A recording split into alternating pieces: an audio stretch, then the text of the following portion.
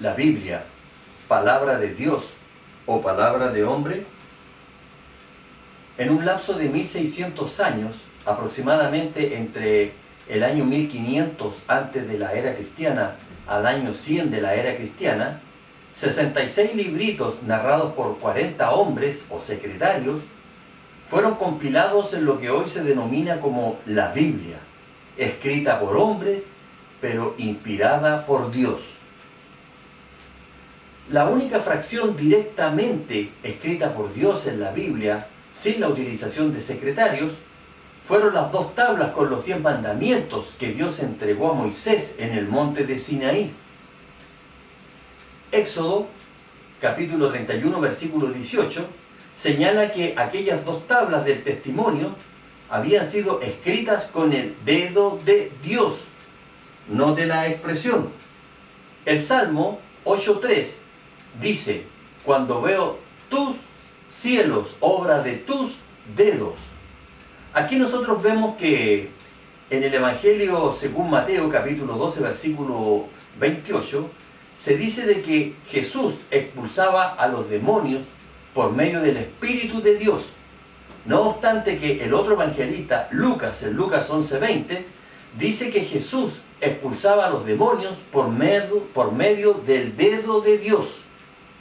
Entonces, aquí nosotros podemos concluir por estos pasajes bíblicos que el Espíritu de Dios es lo mismo que el dedo de Dios, o que el dedo de Dios es lo mismo que el Espíritu Santo de Dios. La segunda Timoteo capítulo 3, versículo 16, señala que toda escritura es inspirada por Dios, lo cual nos dice que los escritores fueron inspirados por el Espíritu Santo y que la escritura es útil para enseñar, reprender, corregir, instruir en justicia. La Biblia fue escrita por 40 hombres aproximadamente, y estos hombres, muchos de ellos eran de alta posición social y académica. Sin embargo, el Evangelio o el libro de Hechos, capítulo 4, versículo 13, señala que la gente quedaba sorprendida por el nivel de enseñanza que tenían algunos apóstoles, pero que sin embargo estos eran iletrados y del vulgo. Por lo tanto, también hombres de condición humilde participaron en escribir la Biblia. Hombres de diferentes antecedentes culturales, sociales, académicos, participaron en escribir la Biblia. Por ejemplo, hubieron reyes como Salomón, otros que escribieron la Biblia fueron pastores como Amós, escribas como Esdras, sacerdotes como Ezequiel, algunos sirvientes como Nehemías, el copero, algunos maestros de la ley, lo cual equivale al grado de abogado de hoy día como Pablo, recaudadores de impuestos como Mateo, pescador como Pedro y otros médicos como Lucas. No obstante que eran diversos los antecedentes de todas estas personas que participaron en escribir la Biblia, tenían un denominador común: su espiritualidad.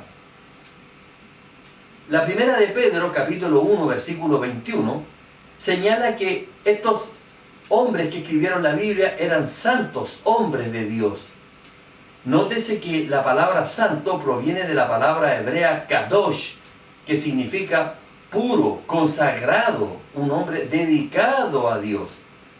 Además, estos hombres, por ser santos, por ser puros y consagrados, eran merecedores de ser inspirados por el Espíritu de Dios para poder escribir la Biblia. La primera de los Tesalonicenses 2:13 nos dice que los apóstoles se sentían felices de que no obstante que ellos habían participado como escritores, su escritura era reconocida como la palabra de Dios por medio de los creyentes de aquel tiempo, al saber que era Él quien los inspiraba. La Biblia contiene información adelantada para los tiempos en los que fue escrita. El origen del cosmos, por ejemplo, en la mitología hindú, explica que sobre una tortuga habían parados 4 elefantes y sobre estos elefantes se sostenía la tierra plana. Otra mitología, la egipcia, dice que las estrellas nacieron producto de la copulación entre Geb, el dios de la tierra, y Nut, la diosa de los cielos. ¿Le parece creíble estas historias? Bueno, Génesis capítulo 1 versículos 1 y 2 señala que en el principio creó Dios los cielos y la tierra estaba desordenada y vacía.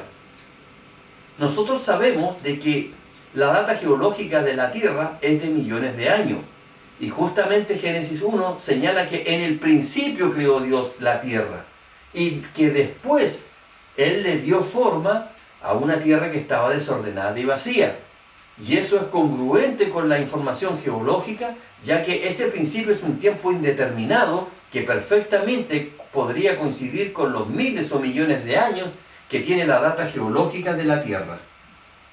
Si usted desea interiorizarse acerca de por qué muchas personas dudan de la Biblia cuando saben de que fue creada en 6 días de 24 horas, puede leer o puede buscar el video del investigador bíblico que dice si fue la tierra creada en 7 días de 24 horas. Veamos ahora el libro de Isaías. El libro de Isaías fue escrito cerca del año 700 antes de la era cristiana. Isaías 40:22 dice que Él está sentado sobre el círculo de la tierra. ¿Se da cuenta? Ya en aquel tiempo, 700 años antes de Cristo, la Biblia reconocía la forma circular de nuestro planeta. Job fue escrito aproximadamente 1473 años antes de la era cristiana. Job 26:7 señala: Él extiende el norte sobre el vacío y cuelga la tierra sobre la nada. Adelantada a los tiempos, la Biblia ya sabía de que la tierra estaba colgando en el espacio situado sobre nada. La Biblia, además de lo anterior, contiene enseñanzas fuera de series. Por ejemplo, la Biblia hace empleo de las parábolas, y las parábolas están dadas por una ecuación que representa una parábola positiva, cóncava hacia arriba, que está representado en este caso por la ecuación y es igual a x al cuadrado.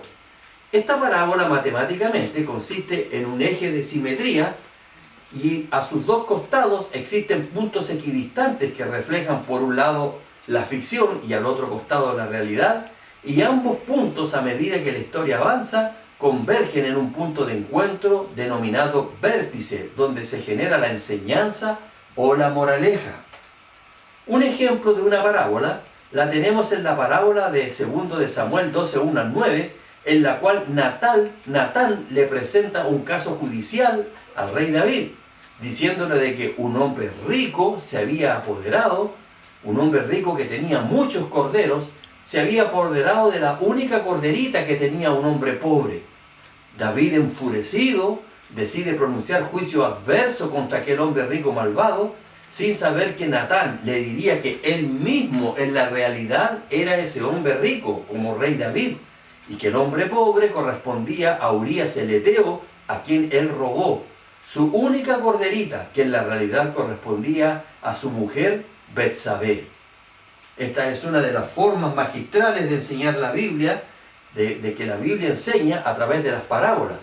Otra parábola la tenemos en Mateo 13, 24 al 39, donde se menciona la parábola de Jesús, del trigo y la cizaña. La misma tónica. En el lado de la ficción está el sembrador de la buena semilla, en el lado de la realidad el Hijo del Hombre, que es Jesús. En la ficción el campo, en la realidad el mundo. En la ficción la buena semilla, en la realidad los hijos del reino, y así sucesivamente. La cizaña por un lado, correspondiente a los hijos del malo, el sembrador de la cizaña, correspondiente al diablo, la siega al fin del siglo, y los segadores, correspondiente a los ángeles. Mateo, capítulo 22, versículo 37 al 40, denota la forma magistral que tiene la Biblia de enseñar. En este caso Jesús sintetizó las más de 600 leyes que tenía la ley de Moisés en solo las dos principales. Amarás a Dios con todo tu corazón y con toda tu alma y con toda tu mente, y amarás a tu prójimo como a ti mismo.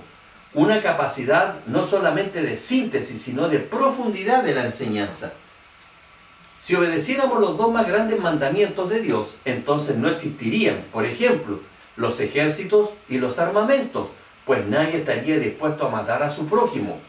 tampoco policías, guardias, tribunales, abogados, fiscales y jueces, porque nadie estaría dispuesto a perjudicar al prójimo que ama como a sí mismo. Tampoco estaría dispuesto o tampoco tendrían que existir cárceles reformatorios, porque nadie generaría actos que perjudiquen al prójimo. No habría drogas ni borrachera, por ejemplo, pues todos obedecerían las leyes de Dios al amarlo por sobre todo. Menos habrían asesinatos, robos, hurtos, estafas, fraudes, usura, abuso, violaciones, secuestro, pedofilia, pues alguien que ama a su prójimo como a sí mismo no hace tales cosas. La Biblia es un libro de profecías cumplidas, pero también la Biblia es un libro de profecías por cumplirse. Por eso, hasta el día de hoy, muchas personas se mantienen en expectativas y aún aquellos que dicen dudar de la divinidad de la Biblia, mantienen temor por las profecías que éstas contienen y que pueden cumplirse aún en nuestros días. Isaías 13, 19 al 22 señala que Babilonia, en una profecía, tendría que haber sido destruida y de que nunca más iba a ser habitada, a no ser que fuera por animales salvajes, en donde nadie moraría, ningún ser humano, y que solamente serían habitadas por avestruces y otros animales como cabras salvajes, y que en sus palacios solamente aullarían hienas y chacales, por denotar de que quedaría completamente destruida y desolada. Esta profecía también estaba de la mano con la de Isaías 44, 26 al 28, que dice que Jerusalén sería reconstruida y reedificada, y esto sería a través de que Dios tendría que secar ríos y que el libertador que procuraría de que Jerusalén sea reconstruida sería Ciro, el pastor que Dios reconoce como suyo. Si usted se fija, estas profecías con el tiempo se cumplieron exactamente. Wikipedia reconoce textualmente diciendo: las diferentes reconstrucciones históricas se complementan llegando a una única conclusión. Las fuerzas persas comandadas por Ciro desviaron las aguas del Éufrates, logrando cruzar el río, entraron en Babilonia sin batalla, conquistaron la ciudad en medio de una noche festiva y en el proceso Baltasar fue asesinado. Es interesante notar que estos hechos son profetizados en detalle por la Biblia con casi 200 años de antelación. Y Wikipedia menciona las profecías que fueron cumplidas, a saber, Isaías 13, 19, 44, 26, 45, 2 y 47, 1 al 15. En efecto, la Biblia predijo no solamente el nacimiento de Ciro, sino también su nombre y los hechos que desencadenaron en el cumplimiento de las profecías bíblicas. Tenemos otras profecías cumplidas por la Biblia. En Mateo 24, 1 y 2 se señala que Jesús dijo, o que Jesús les mostró los edificios del templo a sus discípulos y les dijo que no quedaría allí piedra sobre piedra que no fuese derribada. Complementando a esta profecía, se suman las mismas palabras de Jesús, pero ahora en Lucas 21, 20 al 24, donde se señala que iban a ver a Jerusalén rodeada de ejércitos, y que los que estuvieran en Judea, cuando vieran que esto estuviera ocurriendo, tenían que huir a los montes, y los que estén en los campos, por el contrario, no deberían entrar en aquella ciudad, que estos días serían de retribución por la maldad que habrían hecho los hebreos, los judíos, por haber muerto al Mesías. También la profecía continúa diciendo de que las personas que quedaran dentro del sitio de Jerusalén iban a caer a filo de espada y serían llevados cautivos a todas las naciones, y Jerusalén sería hollada por los gentiles. Estas palabras fueron pronunciadas aproximadamente en el 33 de la era cristiana por Jesús y escritas en la Biblia en el año 56 de la era común. ¿Se cumplieron estas palabras?